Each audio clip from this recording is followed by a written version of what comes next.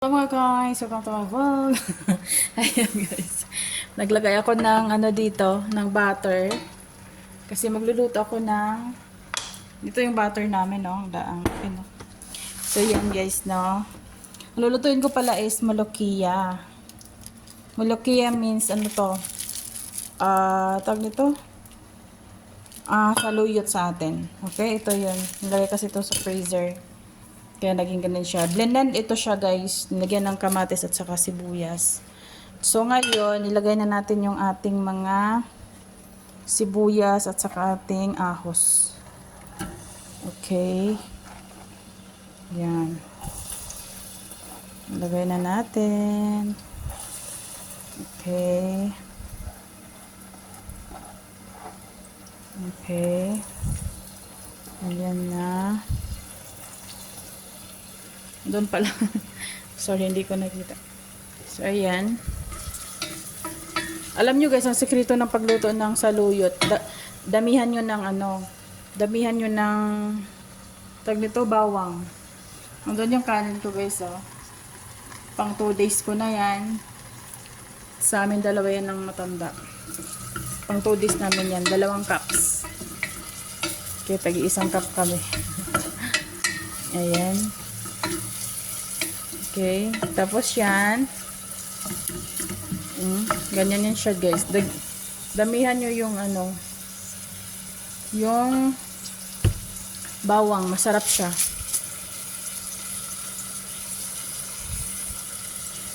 Asin. Lagyan natin ng asin.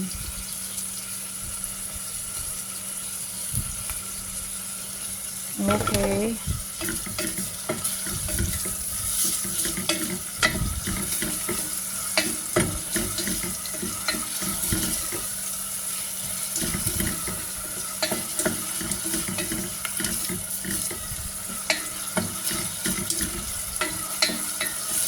Ayan.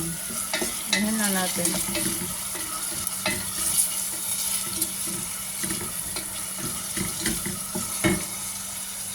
Diba? Tapos lagyan natin ng ganito, oh, para magic sarap.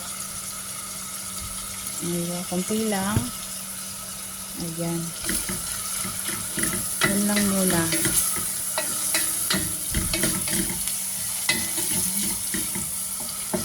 Mabilis lang ito maluto. Lagyan mo lang siya ng tubig and then ito kasi yung mga mo yung ating bawang. Ganito magluto yung amo ko ng ng saluyot. Ang sarap. Gustong gusto ko. Daming butter. Yan, butter yung ginamit ko dyan. Para malinamnam. No? Ipahinaan natin yung ating rice kasi sunog na ata. Kailangan siya ng pantakip. Sandali lang, kuha muna ako. So, balik tayo dito. Okay. Siya.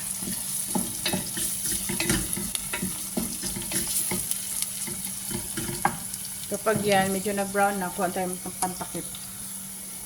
Kapag ganito na siya, guys, pwede na ata to eh. Ayan.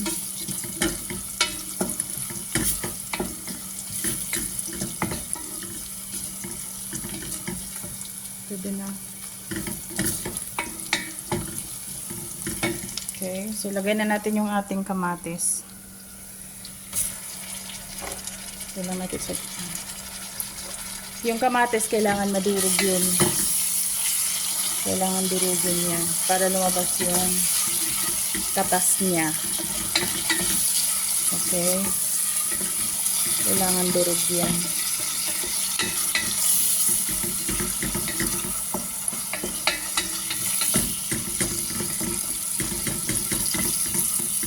Kailangan ganyan siya. So, takpan natin para lumabas yung katas ng kamatis. And yes, now tingnan natin ulit. Check natin kung nadurog na yung kamatis. Dapat durog na durog. Ay, oo nga, nadurog na nga. Dapat durugin siya.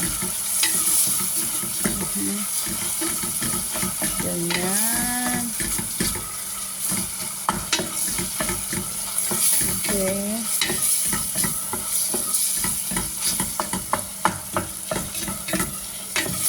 Durog siya. Okay. And then kapag ganyan na siya guys, ilagay nyo na yung tubig.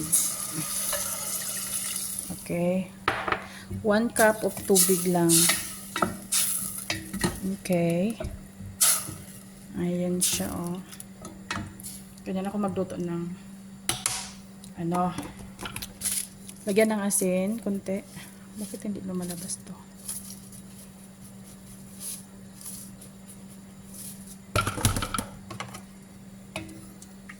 Ayan. Okay. So, yan. Ganyan na siya, no?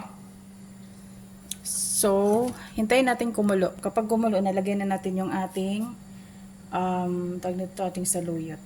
Okay, pakuluin lang natin yan. So, ayan na siya, guys. Parang kumulo na ata to. So, let's see. Ayan. So, kumulo na siya. Nadurog na din yung kamatis. Okay. So, pwede na to. So, ilagay natin yung ating saluyot. Sandali lang. So, ayan guys. No, nalagay ko na siya. So, hindi siya pwedeng videohan na ilagay kasi nga one hand tayo. So, kailangan siya 2 kamay. So, ayan. Hintayin lang natin na matunaw yung ice. Okay. Dagdagan ko to ng tubig siguro. Para mag-melt yung ating saluyot. Kasi blended kasi yan guys, kaya nag-ice siya. So ayan, dagdagan natin ng tubig. Tapos pakuluin lang natin yan. Okay. Lagyan lang natin ng konting asin. Kasi dinagdagan na natin ng tubig. So, kailangan ng asin. Okay. Pag gumulo yan guys, pwede na siya. Kasi lang to dahon man to. Blended lang, hinugasan. Tapos kami na nagpagpag nito guys. Fresh ito pagkabili ng amo ko, may mga tangkay pa to. Ngayon tinanggal namin 'yon, and then hinugasan, nilagyan ng suka.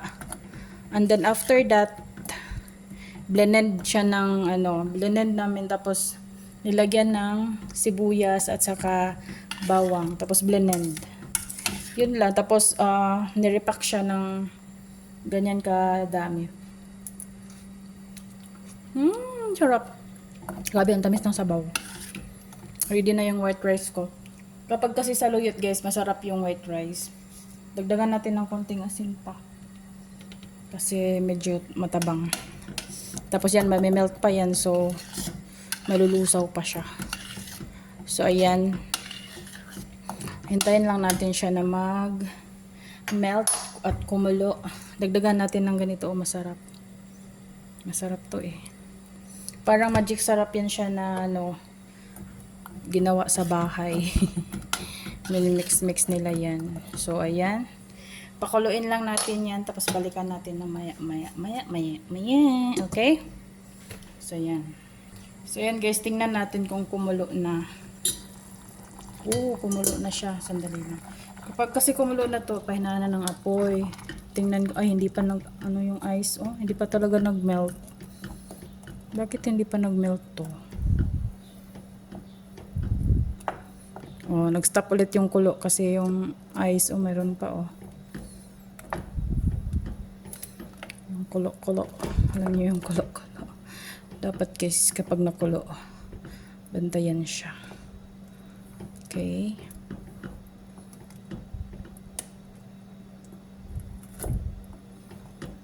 Okay. Tikman.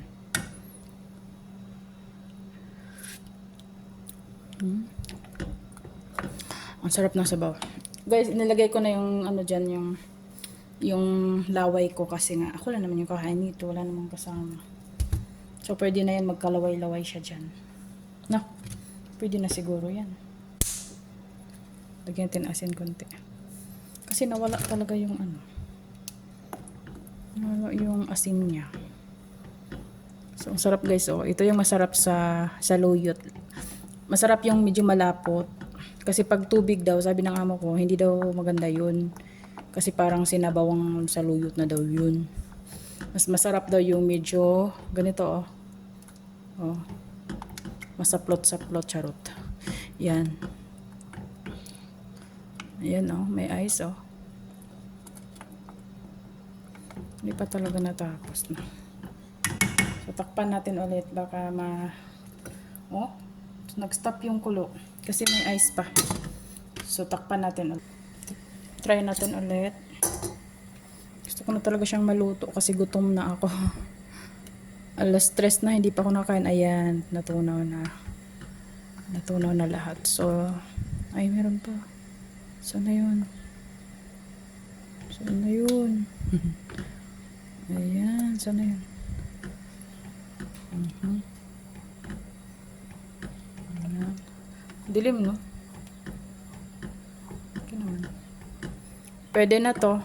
I-off ko na to. Kasi ayoko yung malata. Kasi sayang yung vitamins ng ating saluyot kapag na-overcook. Ayan, pwede na. Ang tamis ng sabaw, guys. Sarap. So, ayan. Takpan ko ulit at i-stop na natin yung apoy. Ayan, natunaw na yun, oh. Ganyan lang, guys. Pag ganyan, kumulo na siya na ganyan. Tingnan nyo, guys, malapot siya. Ganyan ang masarap na saluyot, malapot. Okay, wag yung matubig. Kasi yung pag matubig daw, sabi ng amo ko, parang sinabawan daw yun. Sabi niya sa akin, yun yung tinuro niya sa akin. So, dapat daw ganyan. So, ayan guys, dyan nagtatapos yung ating pagluluto ng saluyot. So, ganyan ang gawin nyo. Takpan nyo siya pag nakulo na. And then, i-off nyo na yung apoy. So, yan na yan. Maya kakain na ako. Mga after 5 minutes, buksan ko yan ulit and then, lagay ko na sa bowl. Okay? So, thank you for watching guys. Bye-bye.